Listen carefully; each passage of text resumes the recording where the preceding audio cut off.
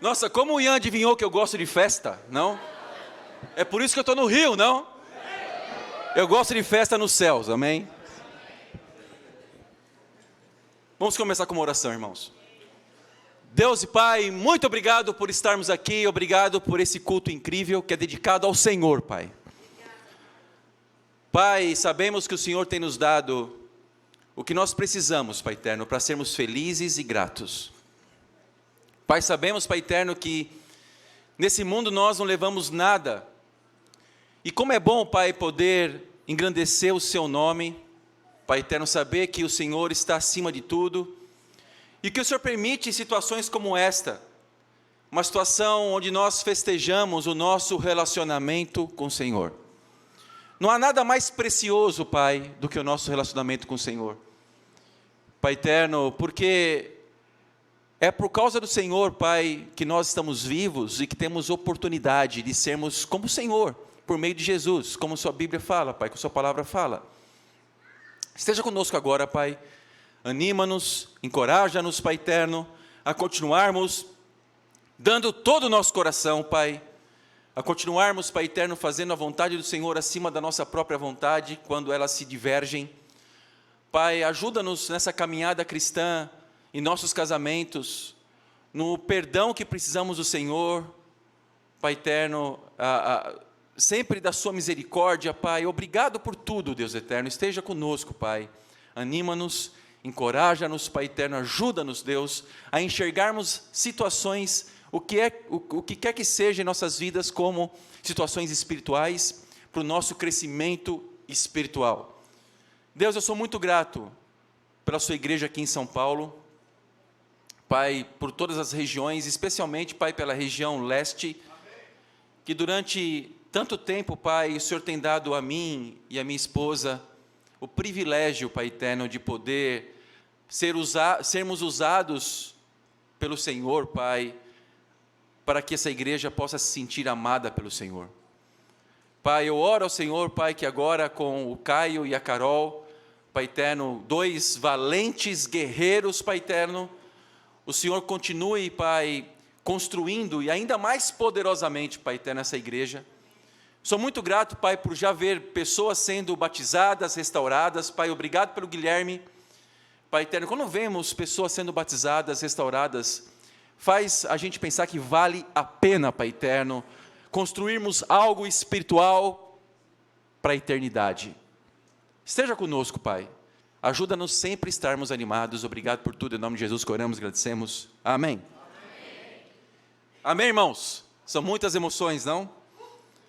Mas, ao mesmo tempo, é muita alegria poder ter a oportunidade de nós agora estarmos aqui como família, engrandecendo o nome de Deus, amém? Sabendo que Deus tem nos escolhido, tem nos enviado, tem nos dado grandes oportunidades para melhor servirmos a Ele. Eu quero começar com uma história. Antes de ontem, fez 36 anos, não de idade, tá bom? Mas 36 anos que uma dor muito forte aconteceu na minha vida. Eu tinha 14 anos na época, e meu pai faleceu. Dia 7 de outubro, às 2:30 da manhã. E fui acordado de madrugada, e minha mãe falou, olha, seu pai não quer levantar. Então eu era muito magrinho, baixinho, bem diferente do que eu sou agora, sou um pouco mais alto, né? E eu fui lá e vi meu pai muito pesado, e eu tentei levantá-lo, tentei tirá-lo da cama, e não conseguia por causa do peso. Na verdade, ele já estava morto, ele não estava levantando. Não havia mais esperança, não havia mais chance para que ele pudesse voltar a ter vida. E eu durante algum tempo fiquei traumatizado com isso, nem consegui chorar, para falar a verdade, eu vim chorar só depois de alguns meses, porque eu fiquei muito traumatizado com essa situação. Mas irmãos, por que eu estou dando esse exemplo? Porque algumas vezes não há mais possibilidade de uma pessoa se levantar, porque não há mais esperança. Porém, espiritualmente, se ainda estamos vivos, podemos nos levantar, amém, com Deus. E esse é o tema de hoje, levante-se enquanto há tempo. Levante-se enquanto há tempo, amém? Isso serve para qualquer um de nós, enquanto existe oxigênio em nossos pulmões, enquanto nós estamos respirando, há tempo de nós nos arrependermos, mas não existe muito tempo para isso, amém? E eu tentei buscar na Bíblia alguns exemplos sobre isso, e eu encontrei um exemplo de um homem velho, com o qual eu estou me identificando, amém?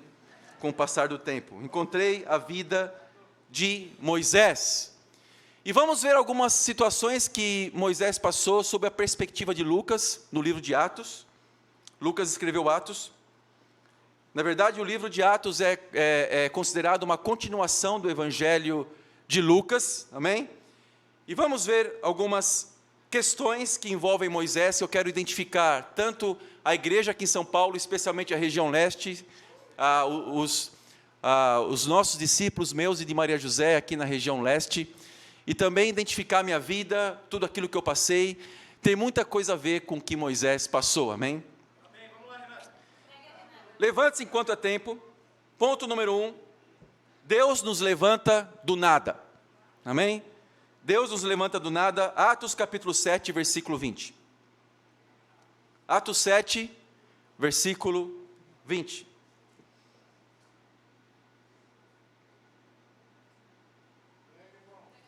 Naquele tempo, nasceu Moisés, que era um menino extraordinário.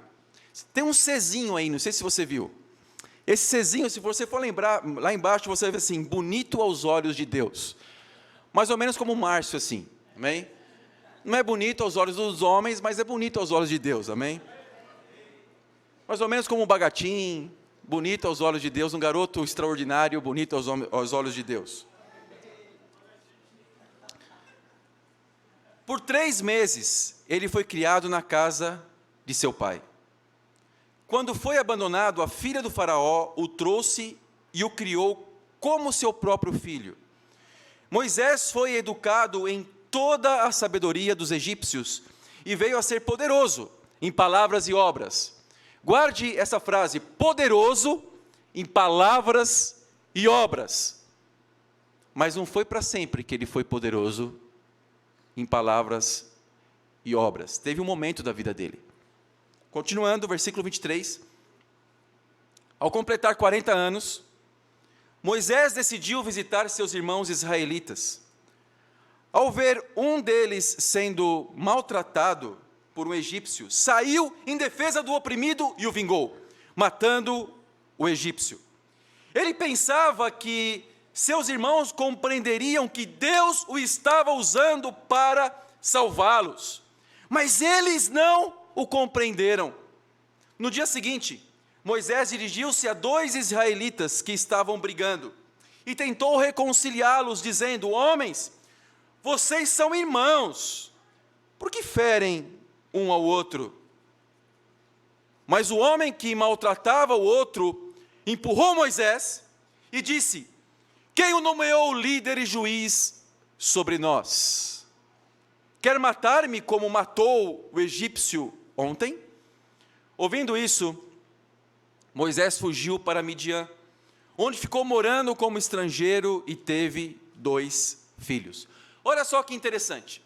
Moisés, ele tinha muitos privilégios. Ele foi levantado do nada. Algumas pessoas são levantadas do nada, não é verdade? Algumas pessoas você não entende, por que essa menina é filha do Silvio Santos e não eu? Não? Você já parou para pensar? Será que Deus é injusto?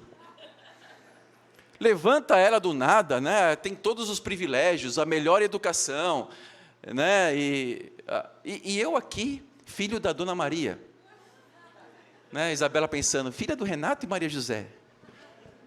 Eu gostaria Uma vez a Isabela falou para mim assim, eu gostaria que tudo isso aqui fosse uma ilusão, e você, pai, falasse assim para mim, olha, tudo aqui, filha, tudo que nós estamos passando é só uma brincadeira, na verdade nós somos milionários. Eu olhei para ela assim, uau, como vai a imaginação de uma criança, não? Não sei se ela lembra disso, ela era pequenininha, né? Se lembra, né? Acho que ela ainda pensa isso, acho que ela ainda vive essa ilusão. Ai, pelo dinheiro que ela gasta.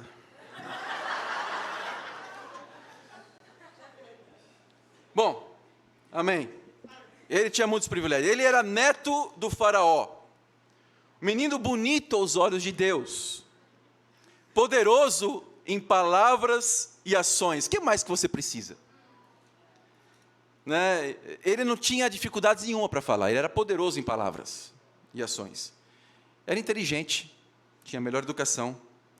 Ele poderia não intervir junto ao seu povo. Ele poderia ver a opressão que os israelitas estavam passando ali, e ter algum tipo no coração de amargura, e pensar assim, já que eu fui abandonado, eu não vou intervir por esse povo, eu vou continuar na minha nova família, realmente meus pais são aqueles que me cuidam, e não são aqueles que me colocaram no mundo biologicamente. Poderia pensar desse jeito? Talvez ele não conhecesse a história dele. Ele sabia que era um israelita, mas talvez não conhecesse as circunstâncias pela qual ele teve que ser abandonado por conta de uma perseguição. Porém, ele interviu junto ao seu povo. Ele tinha potencial de líder e tinha compaixão dos seus conterrâneos. E um belo dia foi fazer justiça para o seu povo. Ele foi fazer justiça. Ele viu que um dos seus irmãos israelitas, dos seus compatriotas, estava sendo agredido, abusado por um egípcio. Foi lá, tomou as dores, não do egípcio, mas tomou as dores do seu compatriota e fez vingança. Ele matou o egípcio. Mas isso ficou no coração dos israelitas. Os israelitas, eles estavam aqui num regime de prisão. Não sei se vocês já ouviram falar da síndrome de Estocolmo. O que é isso? É quando você começa a ter carinho pelas pessoas que agridem você. É quando você começa a ver o agressor como uma pessoa agradável. É uma coisa absurda, não? Porém, era isso que o povo talvez estava sentindo. Eles estavam sendo agredidos pelos egípcios, porém, eles estavam sentindo a dor dos egípcios também, e não estavam concordando com Moisés. Incompreensão. Então, o que acontece é que, numa segunda situação, Moisés foi apartar dois irmãos israelitas que estavam brigando, e quando estava lá apartando, um deles que estava maltratando o outro, falou assim, por acaso Deus nomeou você juiz entre nós? Quer matar-nos como você fez com o egípcio? Isso ficou muito gravado no coração dele. Moisés se sentiu muito mal, porque Moisés estava querendo fazer o bem, Moisés estava sendo guiado por Deus, para fazer justiça entre o povo, talvez Deus já estava planejando em libertar o povo por meio de Moisés, porém, Moisés ficou, provavelmente, com amarguras no seu coração, a ponto de ir para uma terra distante, chamada Midian.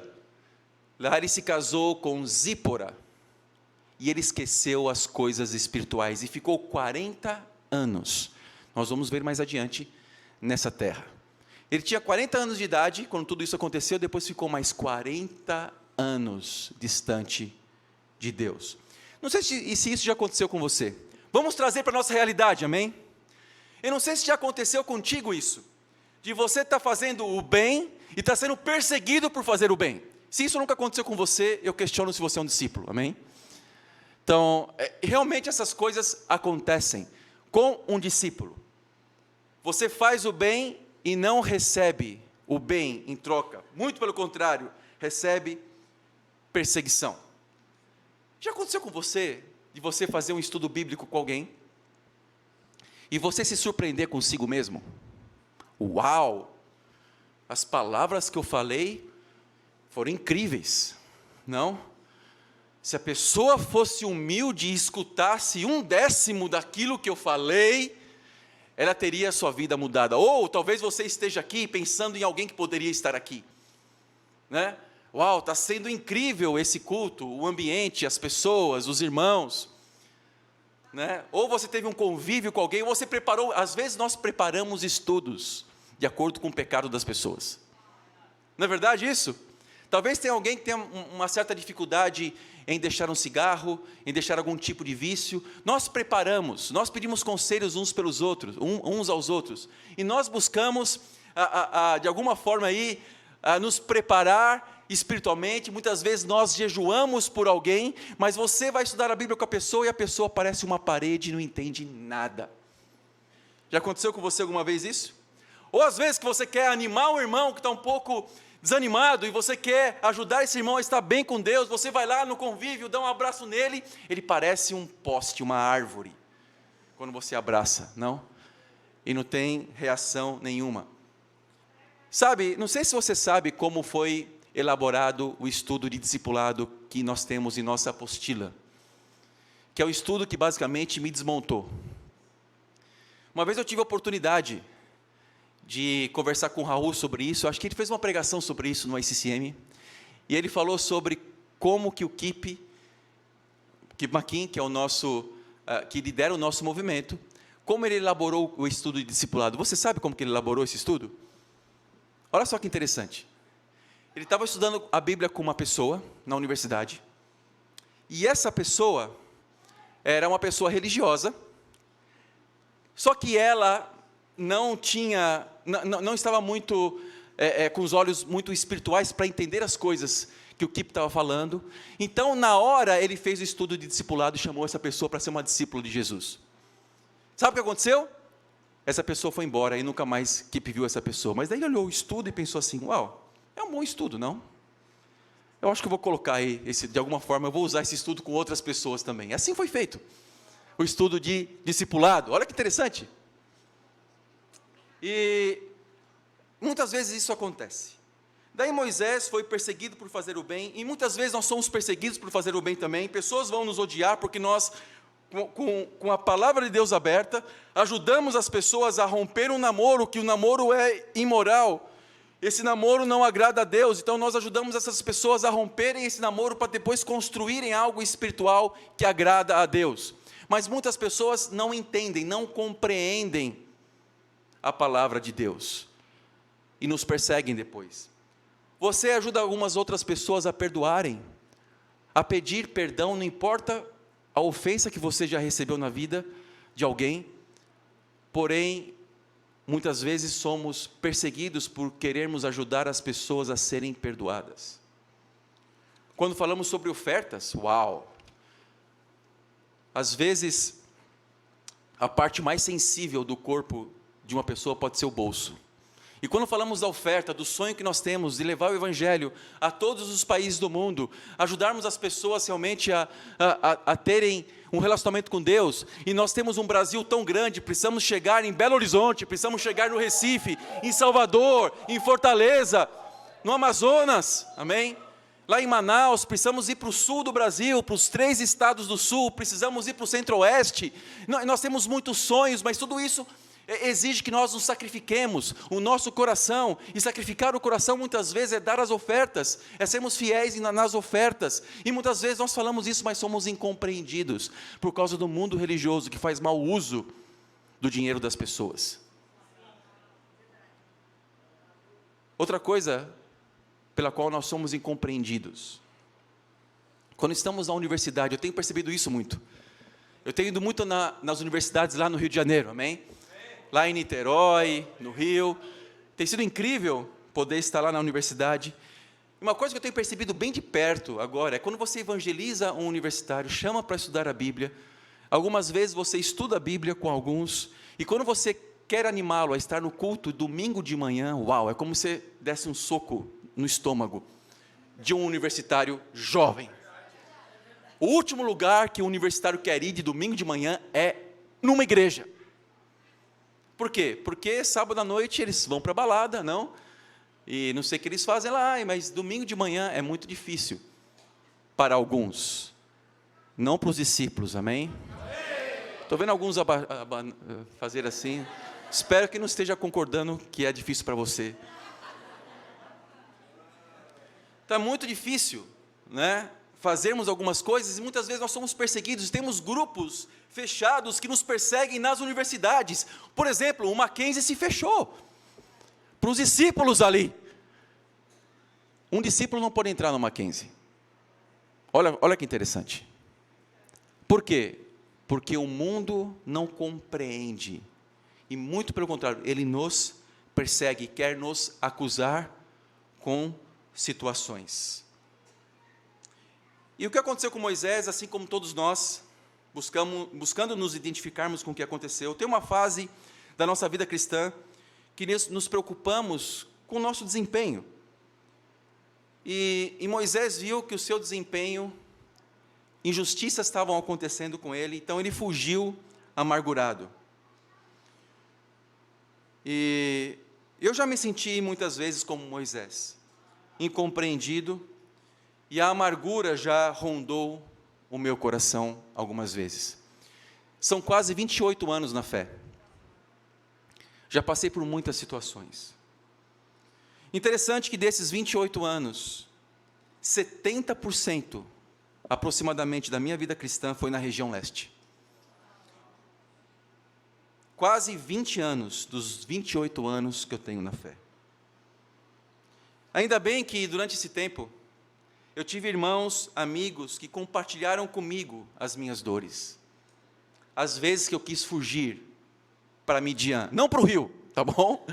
Para Midian, para o mundo, para uma terra estrangeira, para longe de Deus. Já chorei algumas vezes, Maria José é testemunha disso. Ela chora mais do que eu, ela tem mais motivos para chorar.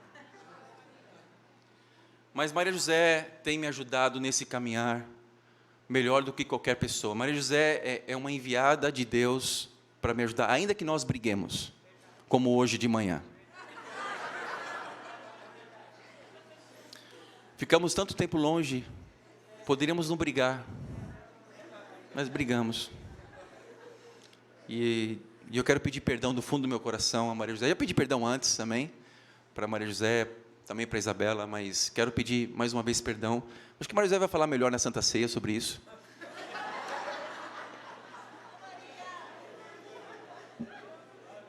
Mas eu já chorei algumas vezes. Eu tento esconder minhas lágrimas, mas não dá para esconder para quem convive contigo durante algum tempo, não.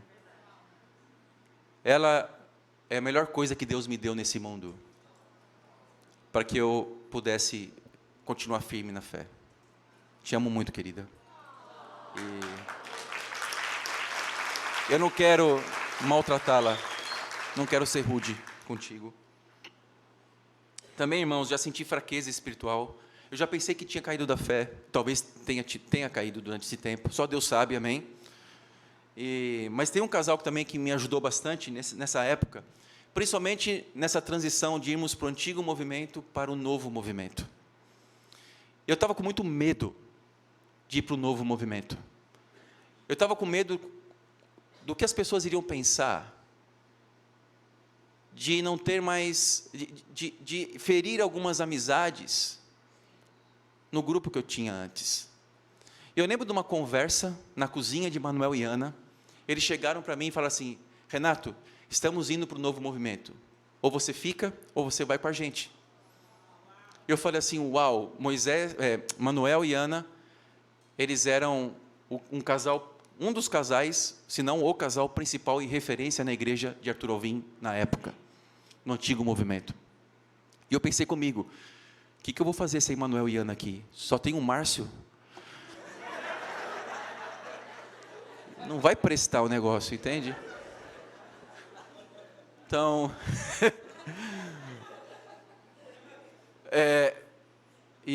nesse dia eu tomei a decisão. Não tem jeito, vamos para um novo movimento. Cheguei em casa, falei com Maria José, ela chorou bastante. E conversamos e tomamos a decisão e estamos aqui já basicamente há quase 10 anos, no novo movimento. Quero muito levantar Manuel e Ana. Outra dor que eu senti, já senti muitas dúvidas.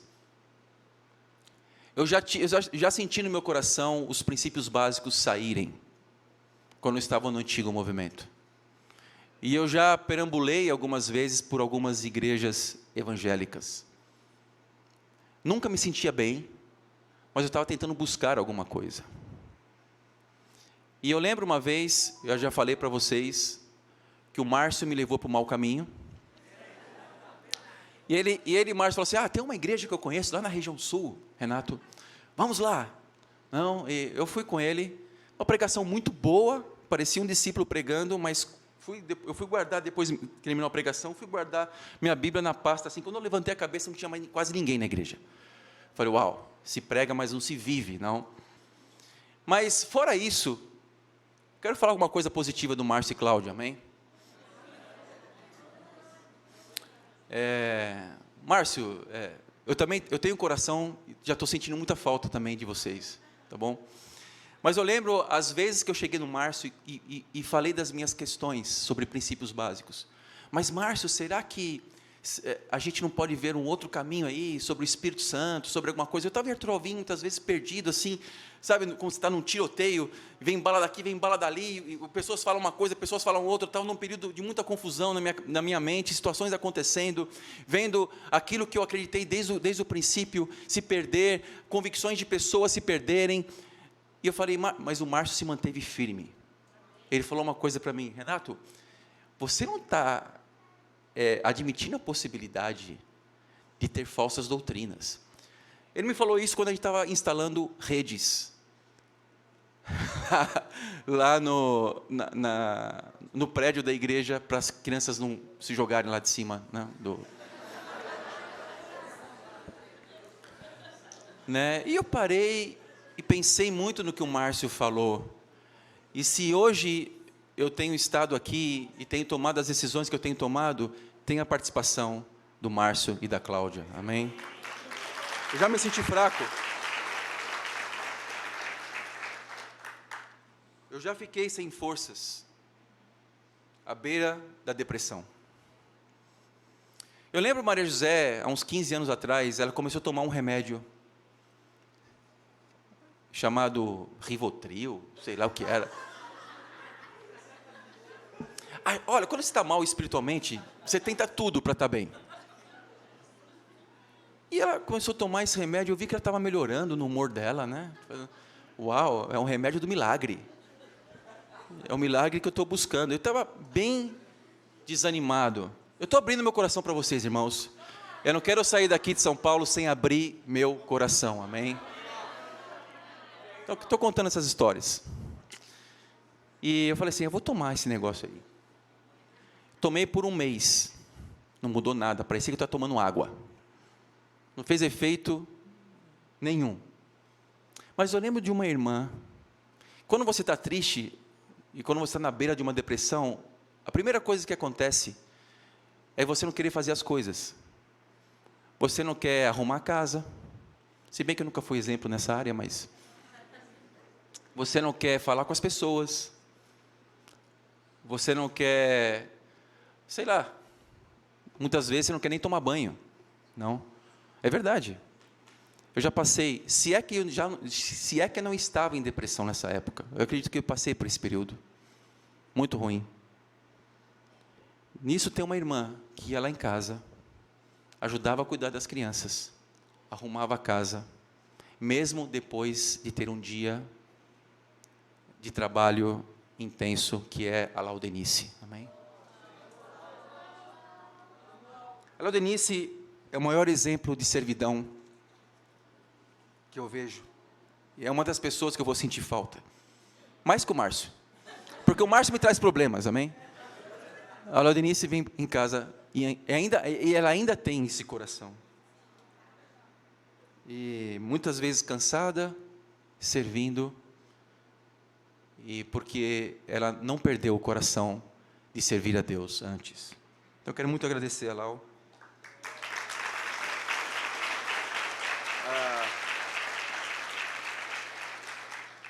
teve vezes que eu fiquei sem fé nenhuma, que as coisas poderiam mudar, que as coisas poderiam dar a volta por cima. Mas tem um casal aqui, que eu via que estava passando muitas vezes por mais dificuldades do que eu. Ele é autônomo, ela é autônoma junto com ele, já passou por necessidades de não ter o que comer em casa. E se você for visitar a casa dele, até um mês atrás, a televisão dele era de tubo ainda. Aquela televisão de tubo, sabe? Vocês mais novos não conhecem esse tipo de televisão, né? Uma casa simples, mas um casal que nunca perdeu a esperança e a gratidão a Deus. E uma vez, quando eu estive na casa desse casal, eu pensei assim, uau, quem sou eu para não ter fé? Tem pessoas que estão passando por dificuldades muito grandes, estão aí servindo a Deus, que é Antônio e Eli, amém?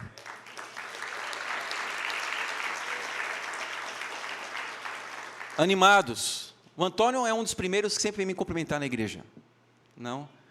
O Antônio sempre se coloca à disposição e sempre se indigna com situações na igreja que eu ainda não estou indignado. Uma vez ele chegou para mim e falou assim, Renato, nós estamos sem estudos, não estamos evangelizando, o que você acha da gente chamar as pessoas para evangelizar em vez de ter culto de semana? Eu falei, uau, vamos lá, né?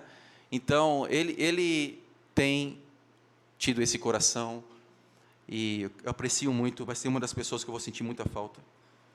Também, irmãos, eu já senti que faltavam companheiros no ministério que já tinham passado pelo que eu passei, trabalhando para a igreja. Então, ainda que eu tenho amigos incríveis, a gente não precisa de nada, só precisamos de Deus, mas eu senti essa falta. Alguém que você podia falar de coisas do passado com mais intimidade, não? Com situações muito semelhantes. Eu lembro ter pedido a Deus, Deus, ajude-me, eu quero ter companheiros no ministério que passaram pelas mesmas situações que eu passei, trabalhando para a igreja. E não deu outra, Deus deu a Nildo e Marine, amém? Que apareceram em nossas vidas e são uma alegria para nós. As mesmíssimas questões que eles têm, nós também já tivemos. Superamos algumas delas. As mesmíssimas questões, situações muito semelhantes. E hoje, Deus tem nos dado esse presente em nossas vidas. A Nildo e Marine, vocês são um presente para nós. Gostaria que você estivesse no Rio, carioca, amém? Não sei se você sabe, mas a Nildo é carioca, dá para você ver pelo sotaque dele. Eu já me senti, irmãos, sozinho, quando tomei uma decisão de me juntar ao novo movimento. Senti sozinho. Teve uma irmã que me animou com uma escritura em Romanos, por telefone. E depois dessa irmã ter me animado, eu tomei também a decisão, juntamente com o que eu vi em Manuel e Ana, e depois 16 pessoas vieram conosco para o novo movimento. Essa irmã é Andréa Maria, amém? Eu não esqueço, Andréa Maria me ligando e me mandando uma escritura. Renato, queria só animar você. E eu fiquei super encorajado pela Andréa Maria. E depois disso, falei assim, agora já era, agora tarde demais para voltar atrás, amém? E me juntei juntamente com Antônio Eli, Mara, Solange Barbosa, Ana Lúcia, Anderson, Manuel e Ana, Catiane, Edjane e Graça, Laudenice e Eduardo, nos juntamos ao novo movimento. As 16 pessoas que vieram estão até hoje firmes para a glória de Deus, amém? Irmãos, e o nosso culto inaugural, onde nós fomos apresentados, foi nesse hotel aqui, no outro salão lá em cima. E o culto de despedida aqui também, não? É muito significativo. Existem outros amigos conhecidos do antigo movimento que nos ajudaram bastante. Gostaria que muito que estivessem conosco hoje aqui, mas as orações continuam, amém? Então, depois de 2 anos que Maria José e eu fomos convidados para nos juntar ao novo movimento, nós nos juntamos e estamos aqui hoje, gratos a Deus, porque Deus tem construído em nossas vidas. Então, Deus nos levanta do nada, e nos dá privilégios, mesmo quando passamos por períodos difíceis, assim como Moisés passou. Mas teve um outro período na vida de Moisés, que é o segundo ponto, rapidinho, vamos lá. Levante-se enquanto há tempo. Ponto número 2, Deus nos levanta de novo. Amém? Atos 7, versículo 30. Passados 40 anos, apareceu a Moisés um anjo nas labaredas de uma sarça em chamas no deserto, perto do monte Sinai. Vendo aquilo, ficou atônito e, aproximando-se para observar, ouviu a voz do Senhor. Eu sou o Deus dos seus antepassados, o Deus de Abraão, o Deus de Isaque e o Deus de Jacó. Moisés, tremendo de medo, não ousava olhar. Então o Senhor lhe disse: tire as sandálias dos pés, porque o lugar em que você está na terra, que você está é terra santa. De fato, tenho visto a opressão sobre o meu povo no Egito, ouvi seus gemidos e desci para livrá-lo. Venha agora, e eu o enviarei de volta ao Egito. Este é o mesmo Moisés que tinham rejeitado com essas palavras. Quem o nomeou líder e juiz? Ele foi enviado pelo próprio Deus para ser líder e libertador deles, por meio do anjo que lhe tinha aparecido na sarça. Ele os tirou de lá, fazendo maravilhas e sinais no Egito, no Mar Vermelho e no deserto durante 40 anos. Este é aquele Moisés que disse aos israelitas: Deus lhe levantará dentre os seus irmãos um profeta como eu. Ele estava na congregação no deserto, com um anjo que lhe falava no monte Sinai, e com os nossos antepassados, e recebeu palavras vivas para transmiti-las a nós. Moisés ficou tão traumatizado pela situação que aconteceu, tão amargurado, que ele esqueceu o nome de Deus. Você pode ver isso em Êxodo 3,13, que ele não circuncidou o seu filho, e por isso Deus queria matá-lo. Mas Zípora, a sua esposa, que não era do povo de Deus, foi lá e circuncidou a criança, e falou: agora temos um pacto de sangue, e Deus desistiu de matá-lo. Olha só como é bom ter esposas, solteiros. Deus pode livrar você da morte, amém? Não é verdade? Isso aí, Fu. Moisés teve dificuldades para falar, agora, e é uma das desculpas que ele dá, sendo que ele já era poderoso em palavras, e atos, e ações, e obras. Agora ele ficou tão traumatizado, que ele começou a ficar até talvez gago, algum outro tipo de problema na voz. Moisés então ficou num comodismo de 40 anos, mas Deus não ignorou Moisés. Deus não nos ignora, amém? Mesmo nos períodos de dificuldade. Deus, Ele não queria um final trágico para Moisés, que ele morresse na amargura. E a maioria das pessoas preferem morrer na amargura do que dar o braço a torcer e serem espirituais e se renderem diante de Deus. Por quê? Porque as pessoas acham difícil vencer a amargura. Mas se colocarmos numa balança, o que é mais difícil na vida? Se Moisés colocasse aqui na balança, o que era mais difícil para mim? Vencer a amargura, confiar novamente em Deus, enfrentar o faraó e conduzir o povo rebelde no deserto? Se ele colocasse isso na balança, ou continuar cego, na amargura, esquecido e sem relacionamento com Deus, o que seria mais difícil para ele? Continuar amargo. É terrível viver na amargura. A vida fica preto e branco. Ficamos sem perspectivas. Meus irmãos, o que é mais difícil? Continuar na amargura, continuar com os problemas, continuar com os pecados, ou fazer alguma coisa para nos arrependermos? Talvez tempos com Deus. O que é mais difícil? Acordar cedo para ter um bom tempo com Deus, ou ficar naquele dia sem ter um bom relacionamento com Deus? O que é mais difícil para você? O que é mais difícil? Sacrificar financeiramente para dar as primícias a Deus, as ofertas, ou viver de ilusão achando que a felicidade está mais em ter do que coisas materiais, do que ter um sonho espiritual para libertar a vida das pessoas? O que é mais difícil? Evangelizar diariamente, ou ir dormir com a consciência pesada, porque você talvez tenha matado durante o dia o futuro de algumas pessoas? Isso é falta de evangelismo. nós matamos o futuro das pessoas. Talvez um líder naquele dia, ou um discípulo, qualquer pessoa, uma pessoa exemplar, alguém pudesse servir no Mercy, deixou de ser usada por Deus, porque nós não evangelizamos naquele dia. O que é mais difícil? Amém? Então, e para terminar, irmãos, entenda, temos que fazer coisas difíceis, porque senão, o que acontece é que a nossa vida vai ser mais difícil. Deus torna a vida das pessoas mais difícil, quando nós não decidimos fazer coisas difíceis para Deus, amém? E temos muitos testemunhos aqui. Você viu o Guilherme hoje falando, não? Temos outras pessoas aqui que também já foram restauradas, e elas podem falar com autoridade o quão difícil era viver sem Deus.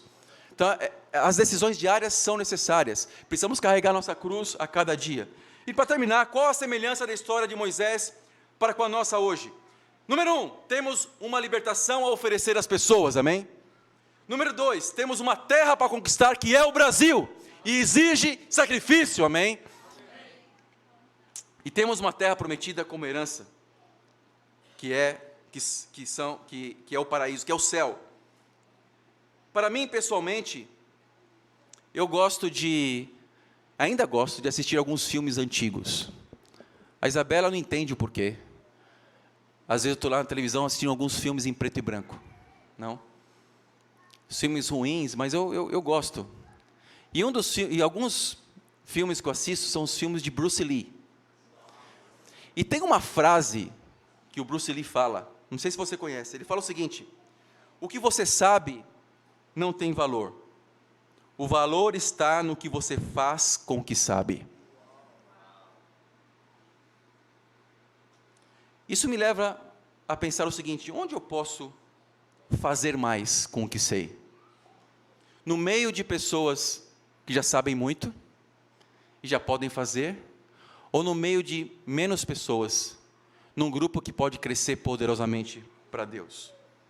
Eu posso continuar no leste, irmãos, por mais 20 anos, se Deus assim permitir. Coisas boas poderiam acontecer, mas eu creio que coisas melhores ainda podem deixar de acontecer se eu não for para uma igreja que pode ser a porta para o Nordeste, por exemplo. Eu preciso pensar no reino, isso me deixa feliz. Nós não vamos evangelizar o Brasil se não tivermos uma igreja forte em São Paulo e no Rio de Janeiro, as duas principais cidades do país. E se você é meu amigo, você vai querer que eu esteja feliz no local que eu me sinta também muito útil para Deus. Então eu posso continuar aqui no leste, amém? Continuar olhando para algumas caras aqui. Olhando para o Márcio, o Márcio sempre vai vir na minha lembrança. Não, olhando para a Taíde, que tem crescido exponencialmente para Deus, o Ian, os discípulos.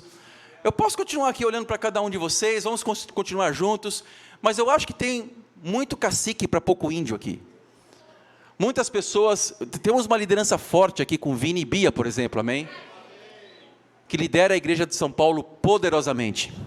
Eu pensei comigo assim, uau, nós vamos então mandar ver com Caio e Carol, para eles virem aqui para São Paulo, amém? Porque são um casal incrível, eles têm dado muito coração lá no Rio de Janeiro. É uma igreja que tem um setor universitário incrível ali. E Caio é conhecido como a Bíblia de patas, não? A Bíblia de pernas. É um desafio muito grande estar na igreja do Rio de Janeiro, porque eu, na minha memória, muitas coisas já fogem da minha cabeça. Então, o Caio, ele consegue associar situações com exemplos de histórias bíblicas. Isso é incrível, não? Então, o Caio, quando você fala de uma situação, ele fala, sim, mas Finéias também passou por isso, mas ele como é Elias, não? E tem uma história aqui que tem a ver com essa situação. Uau, que memória, não? Ele tem sido muito usado por Deus, é um desafio para mim estar lá no Rio de Janeiro por conta disso, né? Por uma questão de ver uma igreja muito bem preparada. Mas eu tenho um sonho de querer ir para o Rio de Janeiro e ser usado por Deus para que a igreja do Rio de Janeiro cresça poderosamente e possa ser a porta do Nordeste. Isso me deixa muito feliz. É o que o Ataíde falou. Renato, é uma tristeza não tê-lo aqui, mas é uma alegria ver que você está muito feliz com isso, amém? Eu não estou feliz porque eu vou deixar de discipular o Márcio, ou a Nildo, ou qualquer pessoa, ou vou deixar eles aqui em São Paulo. A minha tristeza, a minha felicidade não é por conta disso. A minha felicidade é poder ser usado por Deus numa igreja pequena, numa missão, amém?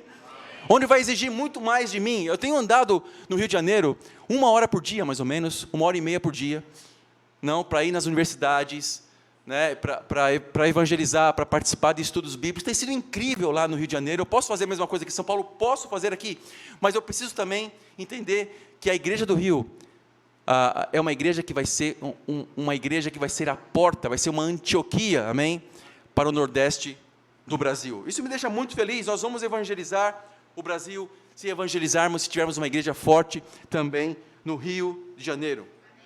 E se você é meu amigo, você vai querer que eu esteja feliz, amém? Mas principalmente creio que minha ida ao Rio também é para minha salvação. É para eu ter um coração missionário. E você deveria pensar como eu. Se a Lau e a Ana Lúcia foram missionárias, mesmo depois dos 50 anos, desculpa revelar a idade de vocês, porque eu também não posso, amém? Estar numa igreja pequena. Irmãos, desafio da pregação de hoje. Não tem desafio. Tem um apelo. Nós temos guerreiros aqui na igreja de São Paulo. Homens incríveis. Nós temos Vini e Bia, Caio e Carol. Nós temos a Bíblia de Patas e nós temos um Timóteo, que podemos olhar para o Vini e enxergar o Raul. Amém? E o Vini, ele é muito humilde e ele tem dado todo o coração. E quando eu falo com o Vini, às vezes dá a impressão que eu estou falando com o Raul, porque ele pensa igual o Raul pensa, né? E ele tem tido o coração que o Raul tem. Então vocês podem ter certeza, irmãos, que Vini e Bia são um casal incrível, que amam a Deus poderosamente. E eu me lembro quando eu comecei a liderar uma igreja grande também, lá em Belo Horizonte, que chegou a ter 500 discípulos. Jovem, talvez mais novo que o Vini. E eu lembro o quão difícil foi para mim, mas se não passasse por isso, talvez eu não seria o homem que eu sou hoje, com a experiência que eu tenho hoje, e precisasse passar por situações para que eu pudesse estar próximo de Deus. Então, talvez eu não tivesse esse treinamento que eu precisava ter. Mas muito longe do que eu passei, Vini tem passado aqui em São Paulo, porque a igreja ama Vini e Bia, amém? Ama muito. Então, qual é o apelo que eu faço? Estejamos unidos. Então, são líderes que não são líderes novos, são líderes muito experimentados por Deus. Eles têm basicamente 10 anos na fé, aproximadamente. Sabe, eles têm dado muito o coração. Eles poderiam estar aí no mundo, no sonho. Eles são formados pela USP, Vini, Bia, Caio, Carol. São pessoas que poderiam estar muito bem aí em outras funções, mas têm dado todo o coração a Deus, sacrificando e buscando unir a igreja para que esteja de acordo com o propósito de Deus, amém? Então eu quero fazer um apelo para todos nós, que possamos nos aproximar, Vini, Bia, Caio e Carol, Ataíde e Gabi, também os outros integrais que nós temos aqui na igreja, que são pessoas que amam muito a Deus, e assim o nosso trabalho vai valer a pena, amém? Bom, Maria José e eu estamos lá no Rio. Maria José, eu tenho tentado convencer a Maria José, os seus problemas agora são do Rio de Janeiro. Às vezes ela quer se envolver com alguns problemas. Não, Maria José, deixa nas mãos da Olímpia, amém? A Olímpia resolve. Não, deixa nas mãos da Carol agora, da Bia. Vamos lá para o Rio, nós temos problemas reais lá também, amém? Então, mas, sabe, estamos indo para o Rio de Janeiro, nosso coração também está aqui, estamos unidos poderosamente, e eu sei que Deus vai fazer com que as igrejas cresçam poderosamente para que possamos evangelizar o Brasil, amém? Desculpe a pregação longa, mas eu precisei fazer essa pregação longa. Porque minha última pregação, eu não vou estar aqui mesmo depois, então... Não não vai ter muito problema, então eu falei comigo mesmo, eu vou falar o que tiver que falar aqui. E depois não vou estar aqui mesmo. Espero que não estejam gravando a pregação. Não. Mas meu coração fica aqui com vocês. Rio de Janeiro não é tão longe assim. Espero alguns de vocês que possam visitar a igreja. E eu sei que juntos nós vamos construir poderosamente o reino de Deus, amém? E para Deus sejam dadas as glórias, amém.